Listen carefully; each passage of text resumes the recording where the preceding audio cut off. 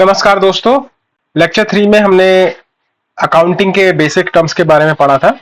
उसी पे बेस्ड कुछ मल्टीपल चॉइस क्वेश्चंस हैं जिन्हें हम करेंगे। तो आइए शुरू करते हैं।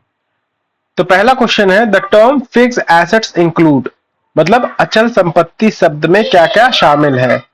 तो क्लोजिंग स्टॉक क्या है? करंट एसेट है। बिल रिसीवेबल करंट एसेट है। डेटर आपका करंट एसेट है। तो फर्नीचर क्या हुआ? फिक्स एसेट हो गया। ठीक है।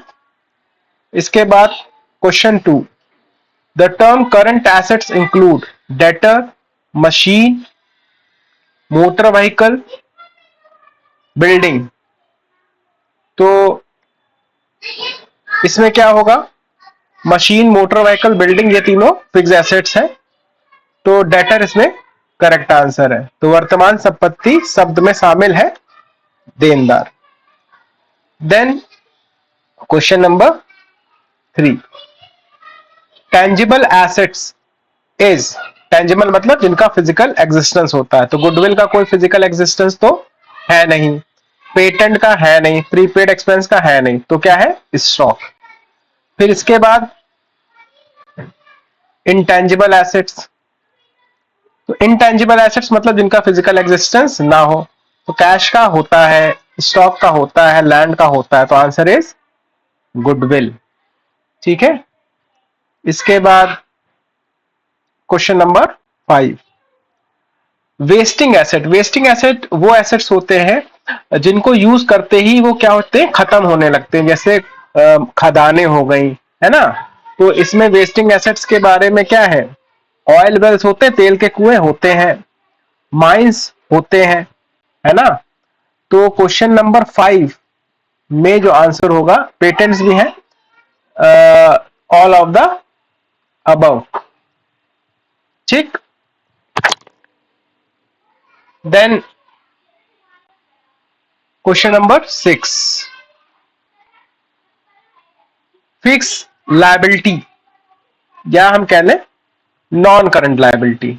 तो बैंक ओवरड्राफ्ट का पेमेंट हमको within a short period करना होता है। शॉर्ट टर्म लोन्स का भी पेमेंट हमें जल्दी करना है, विद इन 1 ईयर। क्रेडिटर्स के साथ भी यही है। तो लॉन्ग टर्म, इसमें आंसर क्या है? लॉन्ग टर्म लोन्स, ये आंसर है बी। तो निश्चित देनदारियों में शामिल है दीर्घकालिक ऋण। ठीक है। फिर इसके बाद क्वेश्चन नंबर 7 देखिए, करंट लायबिलिटीज में क्या क्या होगा। तो करंट लायबिलिटी में बिल पेबल है, आउटस्टैंडिंग एक्सपेंस है, क्रेडिटर्स है। तो इसका आंसर होगा ऑल ऑफ द अबव। फिर है, निम्नलिखित में से कौन सा पूंजीगत व्यय है? कैपिटल एक्सपेंडिचर है। तो मैंने बताया था इसके बारे में, शायद नहीं बताया है। तो इसमें यह जान लीजिए, कोई भी ऐसा एक्सपेंडिचर जो एसेट की वैल्यू को बढ़ाता है या लायबिलिटी की वैल्यू को कम कर दे, फिलहाल के लिए जान लीजिए, तो उसको हम कैपिटल एक्सपेंडिचर बोलते हैं। तो वेजेस, इससे किसी भी तरह का एसेट का क्रिएशन नहीं है। रिपेयर फॉर द बिल्डिंग, तो बिल्डिंग अगर हम रिपेयर कर रहे हैं तो बिल्डिंग का केवल क्या हो रहा है? मेंटेनेंस हो रहा है ना। उसका किसी भी तरीके से एप्रिसिएशन नहीं हो रहा उसकी वैल्यू में। वहीं पर अगर बात करें हम एडवर्टीजमेंट, तो इससे भी किसी एसेट का क्रिएशन नहीं है, ना उसकी वैल्यू में कोई अपडेशन है। हाँ, अगर बिल्डिंग कंस्ट्रक्शन के लिए हमने वेजेस का पेमेंट किया है, तो ये क्या करेगा? हमारी बिल्डिंग का जब कंस्ट्रक्शन होगा तो उसकी वैल्यू में एप्रिसिएशन होगा। ठीक। तो ये आंसर है wages paid for building construction. तो कैपिटल एक्सपेंडिचर के बारे में जान लीजिए, कोई भी ऐसा एक्सपेंडिचर है ना, पूंजीगत व्यय, जो हमारे एसेट की वैल्यू को बढ़ाता हो। ठीक है। फिर है, इसका मैं आगे डिस्कशन करूंगा जब मैं आपको कैपिटल वर्सेस रेवेन्यू एक्सपेंडिचर के बारे में बताऊंगा। ठीक है। Which of the following is revenue expenditure. तो रेवेन्यू एक्सपेंडिचर से एसेट की वैल्यू में कोई क्रिएशन नहीं होता है। ठीक है। तो बिल्डिंग का कंस्ट्रक्शन करेंगे तो बिल्डिंग का क्रिएशन हो रहा है, मशीन खरीदेंगे, इन्वेस्टमेंट करेंगे, तो ये तीनों ही क्या है? ये तीनों ही कैपिटल एक्सपेंडिचर है, क्योंकि यहाँ पे एसेट का क्रिएशन हो रहा है। तो repair is the answer. Repair से किसी भी तरीके का कैपिटल एप्रिसिएशन नहीं होता है। फिर एक व्यक्ति जो फर्म को पैसे देता है उसे क्या कहा जाता है? Question number 18। तो भाई उसको हम क्या बोलेंगे?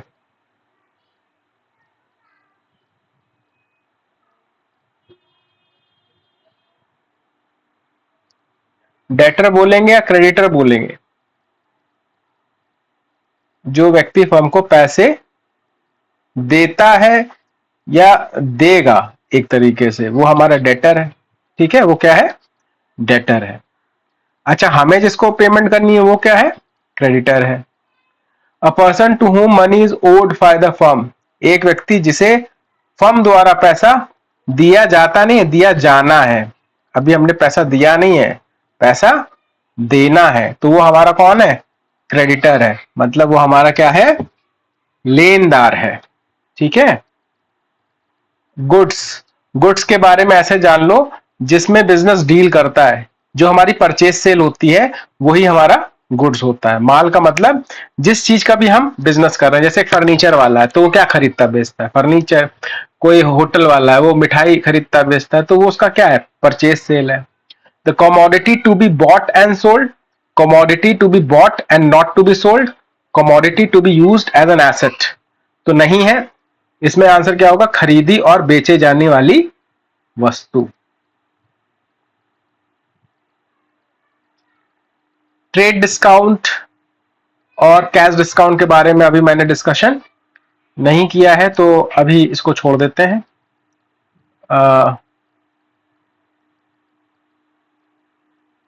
बात करते हैं current assets. Do not include. ठीक है, तो करंट एसेट में डेटर होते हैं, हाँ। बैंक बैलेंस होता है, हाँ। प्रीपेड एक्सपेंस होता है, हाँ। क्या नहीं होता है? Motor car. मोटर कार क्या है? फिक्स एसेट है। Tangible assets do not include, साफ साफ दिख रहा है, गुडविल। ठीक है। फिर इनटेंजिबल एसेट में क्या नहीं होगा? तो स्टॉक नहीं होगा। ठीक, बाकी सब तो इंटेंजिबल है। वेस्टिंग एसेट में क्या नहीं होगा? माइंस होगा, पेटेंट होगा, ट्रेडमार्क होगा। लैंड एंड बिल्डिंग नहीं होगा। ये देखिए थोड़ा ऑप्शन जो है ऊपर नीचे हो गया है। फिर करंट लायबिलिटी इंक्लूड क्या होता है? जो हमें शॉर्ट पीरियड ऑफ टाइम में देना है। डिवेंचर्स लॉन्ग टर्म होते हैं, ये तो लिखा ही है लॉन्ग टर्म लोन। कैपिटल को छोड़ दो, तो क्या हुआ? Bill payable. ठीक है। फिर कह रहा है वर्तमान देनदारियों में शामिल नहीं है, तो क्या शामिल नहीं है? क्रेडिटर्स है, हाँ है। आउटस्टैंडिंग सैलरी है, बिल पेबल है। प्रीपेड इंश्योरेंस नहीं है। ये क्या होता है? करंट एसेट होता है। ठीक है। चलो, पेटेंट क्या है? सर पेटेंट एक इंटेंजिबल एसेट है, ये एक अमूर्त संपत्ति है। फिर बात करते हैं मारुति कार इज, ये कार इज नहीं है, ये लिखा है कार इज। तो मारुति कार क्या है भाई? एक टेंजिबल एसेट है। ठीक है, एक मूर्त संपत्ति है, उसमें आप बैठ के घूम सकते हैं। Any expenditure the full benefit of which is receive during one accounting year, ऐसा कोई भी खर्च जिसका लाभ आपको वर्तमान के लेखांकन अवधि द्वारा प्राप्त हो जाता है। तो खर्चा पूछा है, तो ये क्या है? ये एक रेवेन्यू एक्सपेंडिचर है। ठीक है। अगर नहीं है तो फिर वो कैपिटल एक्सपेंडिचर हो जाता। फिर लिखा है निम्नलिखित में से किसे चित्र के रूप में माना जाएगा? चित्र नहीं है यहाँ पे, यहाँ पर इसका मतलब है आहरण। ठीक है, मतलब drawings.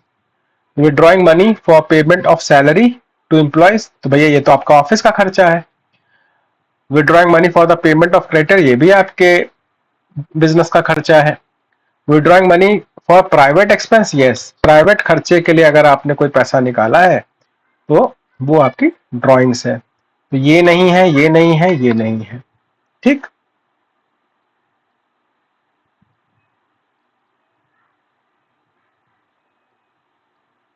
Main feature of business transaction, business व्यावसायिक लेन देन का मुख्य विशेषता क्या है? ये एक इकोनॉमिक एक्टिविटी है, हाँ।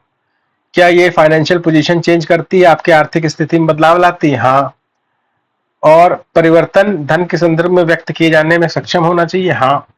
टर्म्स ऑफ मनी में मेजरेबल होना चाहिए, तो ऑल ऑफ द अबव। ठीक। करंट लायबिलिटी में क्या नहीं आएगा?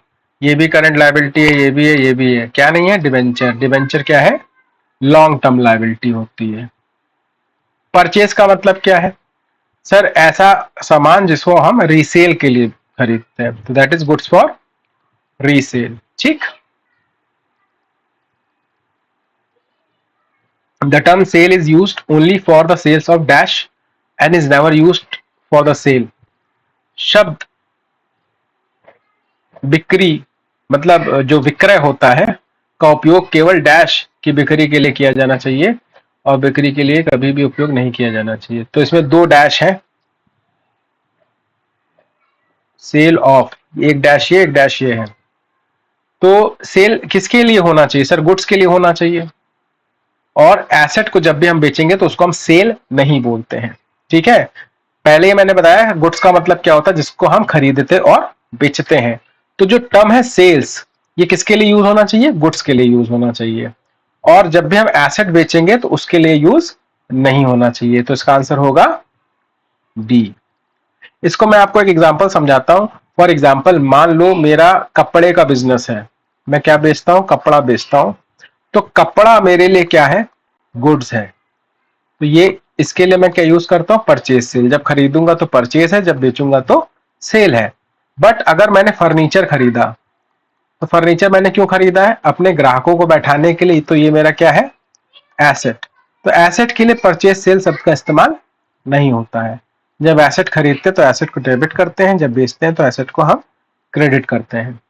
Out of the following assets which one is not intangible? जो इंटेंजिबल नहीं है, पेटेंट, गुडविल, ट्रेडमार्क, ये क्या है? इंटेंजिबल है। तो क्या बचा?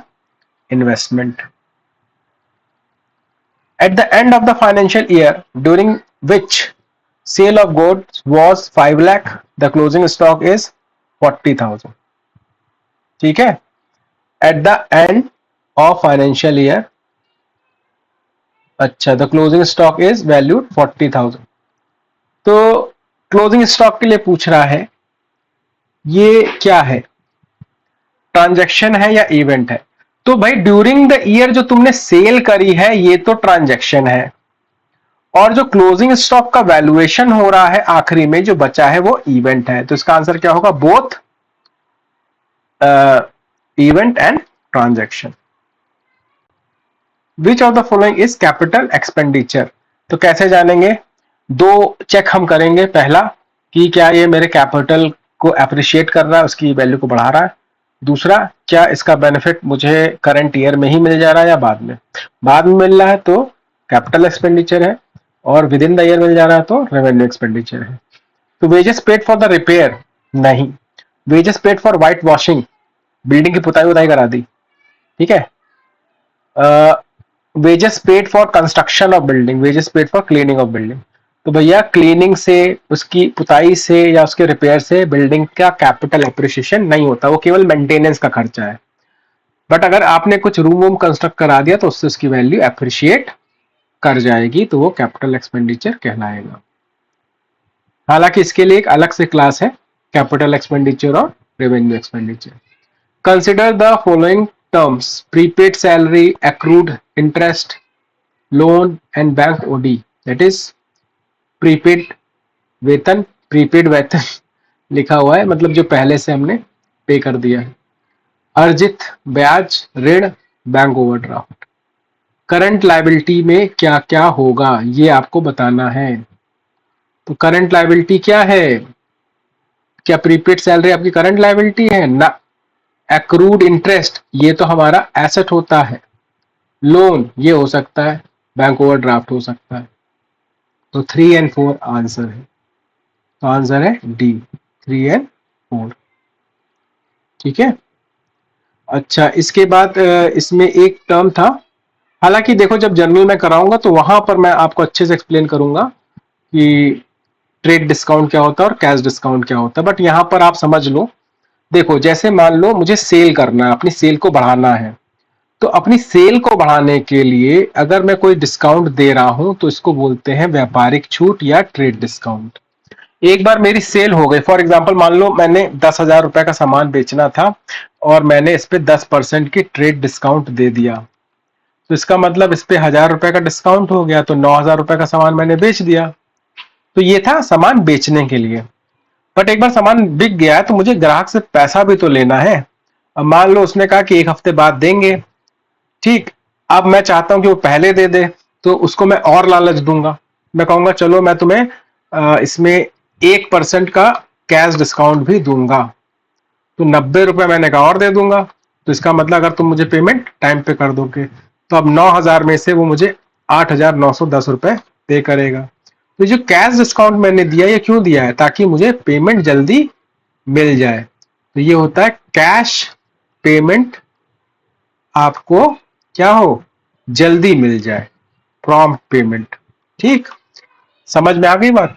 अच्छा, दूसरी बात यह कि कैश डिस्काउंट को हम कभी भी रिकॉर्ड नहीं करते हैं, इसको हम रिकॉर्ड नहीं करते हैं। मतलब 1,000 रुपए को कहीं भी रिकॉर्ड नहीं किया जाएगा, तो जो भी परचेज सेल होगी वो हम 9,000 से ही रिकॉर्ड करेंगे।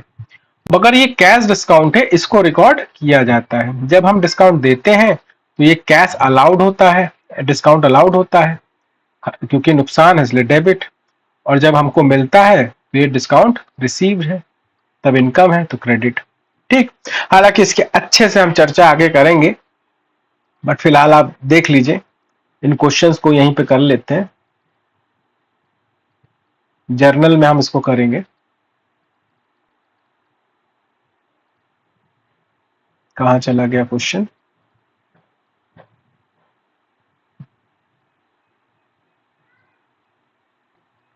हाँ, इसमें पूछा है ट्रेड डिस्काउंट क्या है, which is allowed at the time of receiving the payment. नहीं, भुगतान प्राप्त करते समय दिया था, नहीं दिया जाता है।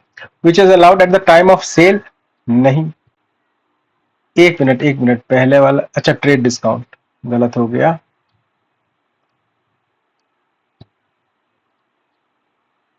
देखो, which is allowed at the time of sale of goods, तो बिक्री के समय दिया जाता है, हाँ बिक्री के समय दिया जाता है। तीसरा ऑप्शन है भुगतान प्राप्त और माल की बिक्री नहीं, ये सिर्फ और सिर्फ बिक्री बढ़ाने के लिए दिया जाता है, तो आंसर होगा इसका डी। कैश डिस्काउंट कब दिया जाता है? At the time of making the payment, भुगतान करते समय, at the time of sale, at the time of purchase, which is received both at the time of making payment and purchase of goods। तो क्या answer होगा? नगद छूट माल की खरीद के समय प्राप्त होता है, बेचते समय प्राप्त होता है, या पेमेंट के समय प्राप्त होता है? तो आंसर होगा पेमेंट। इसको पेमेंट के लिए ही यूज करते हैं, ताकि हमें पेमेंट जल्दी मिल जाए। तो ये कुछ क्वेश्चंस थे जो मैंने आपको कराए। तो अब मेरे लेक्चर 4 में हम लोग अकाउंटिंग के बेसिक प्रिंसिपल्स को डिस्कस करेंगे। और ये जानिए, वेरी वेरी इंपॉर्टेंट क्लास है, क्योंकि बहुत ज्यादा क्वेश्चन यहां से बनते हैं। अकाउंट्स में जब भी आपका क्वेश्चन बनाएगा तो यहां से तो जरूर वो क्वेश्चन बनाने वाला है, अकाउंटिंग प्रिंसिपल से। ठीक है, अब कुछ क्वेश्चंस देखिए। अभी जो मैं क्वेश्चंस आपको करा रहा हूं एमसीक्यू हर चैप्टर के बाद, ये आपका उस लेक्चर से स्पेसिफिक एमसीक्यू है, जो उस लेक्चर को पढ़ने के बाद आपको चेक करता है कि वो लेक्चर आपको समझ में आया है या नहीं आया है। अभी जितने भी लेक्चर होते जा रहे हैं, इनका एक कंबाइंड एमसीक्यू भी आएगा, जो बेस्ड होगा आपका प्रीवियस ईयर क्वेश्चंस पे। ठीक है, तो इसको भी हमें करना है। तो जितने लेक्चर में आपको कराता जा रहा हूं उसे करते जाइए, और साथ ही साथ इसके एमसीक्यू भी सॉल्व करते जाइए। अपनी तैयारी आप जैसे कर रहे हैं उसको भी आप करते रहिए। और हाँ, चैनल को अगर आपको लगता है कि मैं आपके लिए मेहनत कर रहा हूं तो इसको लाइक और सब्सक्राइब जरूर करवा दीजिए। आपके लाइक और सब्सक्राइब करने से ही मुझे भी मोटिवेशन मिलेगी कि मैं इस काम को कंटिन्यू रखूं और इस तरीके से आप लोग की सेवा करता रहूं। ठीक है, थैंक यू।